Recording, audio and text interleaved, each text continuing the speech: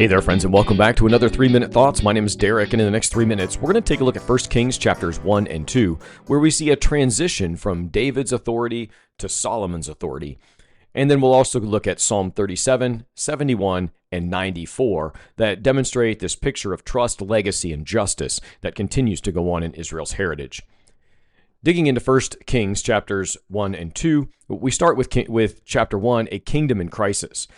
David is old and weak, and his son Adonijah declares himself king without David's approval.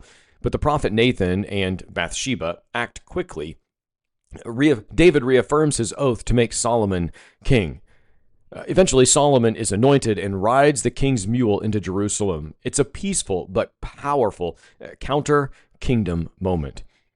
Sometimes we look at this passage and we wonder, what does this mean for me today?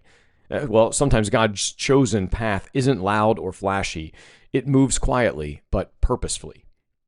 Then as we transition into chapter 2, we see this power transition happen. David gives Solomon a farewell charge. In chapter 2, verses 2 and 3, he says, summarizing here, he says, "Be strong, keep the charge of the Lord your God." Eventually, David will die, and Solomon firmly establishes his rule, dealing with threats like Adonijah, Joab, and Shimei. It's a mix of spiritual wisdom and political strategy. Solomon begins his reign by securing peace, but he does it with strength, not any kind of wimpy expressions. It's a demonstration of the power of Israel. Leadership requires both grace and courage. Sometimes leaders have to do hard things in a loving way. Psalm 37, this psalm reads like a father's advice to his son. Perfect for the transition between David and Solomon.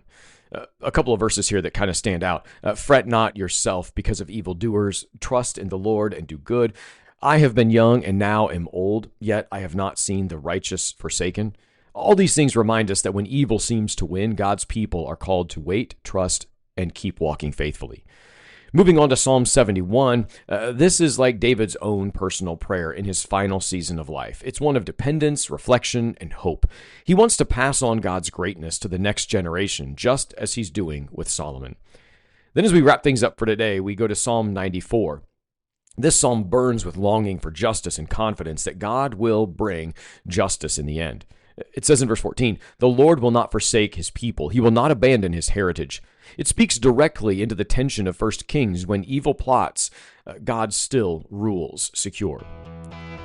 Kind of a summary thought in all these is that when leadership can be messy and power feeling corrupt, God sees, hears, and acts in his time. That's it for today. Be well, friends.